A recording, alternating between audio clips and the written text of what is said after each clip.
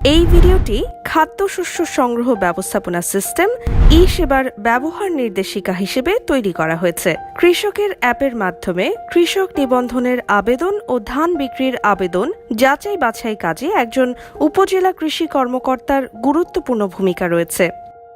তিনি কৃষক নিবন্ধনের আবেদন যাচাই বাছাইয়ের মাধ্যমে অনুমোদন সহ প্রকৃত কৃষক চিহ্নিত করে থাকেন। পাশাপাশি উপজেলা কমিটির সদস্য হিসেবে তিনি কৃষকের ধান সরবরাহের আবেদন চূড়ান্ত অনুমোদনে অংশগ্রহণ করেন। এ সময় তিনি মৌসুম অনুযায়ী কৃষক বোরো বা আমন চাষ করেছে কিনা সেটা নিশ্চিত হয়ে বোরো বা আমন মৌসুমে ধান সরবরাহের আবেদনের চূড়ান্ত অনুমোদন দেন। এখন একজন উপজেলা কৃষি কর্মকর্তা কিভাবে সিস্টেমের বিভিন্ন কার্যাবলী সম্পন্ন করবেন তা দেখানো হবে। একজন উপজেলা কৃষি কর্মকর্তা হিসেবে সিস্টেমে লগ ইন করার জন্য প্রথমে fps.dgfood.gov.bd এই ওয়েবসাইটে প্রবেশ করুন। ওয়েবসাইটের ডান পাশে অ্যাডমিন প্যানেলে প্রবেশের জন্য অ্যাডমিন লেখা অপশনটি নির্বাচন করুন। লগ ইন ফর্মে সঠিক ব্যবহারকারীর নাম ও পাসওয়ার্ড দিয়ে লগ ইন বাটনে ক্লিক করে সিস্টেমে প্রবেশ করুন। লগ ইন করার পর একটি ড্যাশবোর্ড দেখতে পাবেন। ড্যাশবোর্ডের বামে উপরের অংশে প্রোফাইলের বৃত্তান্ত এবং নিচের অংশে বিভিন্ন মেনু দেখতে পাবেন। ড্যাশবোর্ড, অপেক্ষমান নিবন্ধন আবেদন, কৃষকের তথ্য পরিবর্তন, ধান বিক্রয়ের আবেদন যাচাইকরণ, রিপোর্ট, রিপোর্টের অন্তর্গত সাব মেনু, কৃষকের ধান সরবরাহের আবেদনের তালিকা, নিবন্ধন ভার্সেস ধান বিক্রয়ের আবেদন, সকল কৃষকের তালিকা। ড্যাশবোর্ডে কৃষকের নিবন্ধনের তথ্য গ্রাফিক্যাল ও ছক আকারে দেখা যায়। বাম পাশে কৃষকের এ পর্যন্ত নিবন্ধনের সংখ্যা দেখা যায়, যেমন অপেক্ষমান, অনুমোদিত ও সর্বমোট নিবন্ধন সংখ্যা। একইভাবে ডান পাশে বর্তমান মৌসুমে ধান সরবরাহের অবস্থা দেখা যায়। কৃষক নিবন্ধন আবেদন অনুমোদন, কৃষক নিবন্ধনের জন্য আবেদন করার পর আবেদনটি উপজেলা কৃষি কর্মকর্তার নিকট মঞ্জুরির জন্য অপেক্ষমান থাকে। ড্যাশবোর্ডের উপরের মেনু থেকে অপেক্ষমান নিবন্ধন আবেদন অপশনে ক্লিক করে অপেক্ষমান কৃষকের তালিকা দেখা যাবে। আবেদনের তালিকাটি বিভিন্ন ফরম্যাটে যেমন পিডিএফ বা এক্সেল ফাইল আকারে ডাউনলোড করা যাবে। আবেদনগুলো ইউনিয়ন অনুযায়ী আলাদা করে দেখা ও অনুমোদন দেওয়া যায়। এছাড়াও কৃষকের নাম বা এনআইডি বা মোবাইল নাম্বার দিয়ে কৃষক অনুসন্ধান করা যাবে।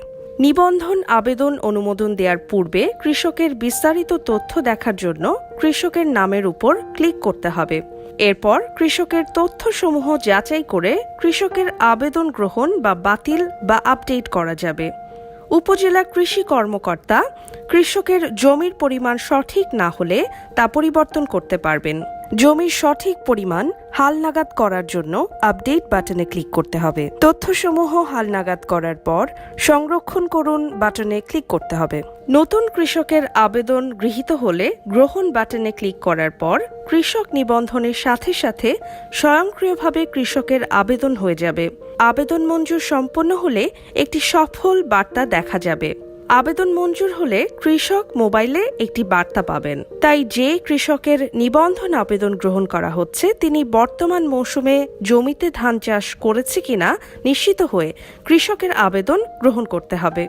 আবেদনকারী কৃষক না হলে তার আবেদন বাতিল বাটনে ক্লিক করলে আবেদনটি বাতিল হয়ে যাবে। বাতিল করার কারণ লিপিবদ্ধ করতে হবে।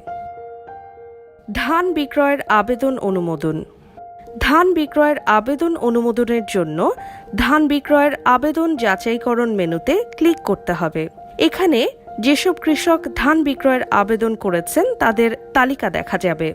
প্রতি কৃষকের নামের বাম পাশে চেকবক্স রয়েছে। যে সকল কৃষক বর্তমান মৌসুমে জমিতে ধান চাষ করেছেন তা নিশ্চিত হয়ে কৃষকের ধান সরবরাহের আবেদন গ্রহণ করার জন্য চেকবক্সটি নির্বাচন করতে হবে।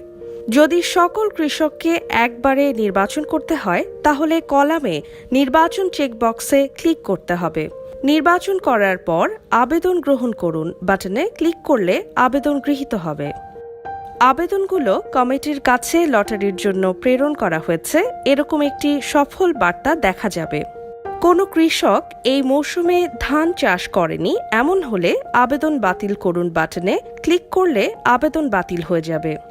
যেহেতু সংশ্লিষ্ট উপজেলা সংগ্রহ ও মনিটরিং কমিটি সিস্টেমের মাধ্যমে লটারি করে কৃষক নির্বাচন করবেন, তাই উপজেলা কৃষি কর্মকর্তা ধান বিক্রয়ের আবেদন গ্রহণ করার সাথে সাথে কমিটির সভাপতি উপজেলা নির্বাহী কর্মকর্তার নিকট সিস্টেমের মাধ্যমে আবেদনটি প্রেরিত হবে।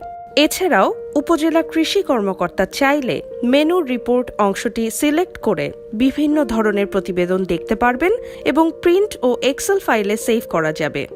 কৃষকের অ্যাপ কৃষক বান্ধব সেবা।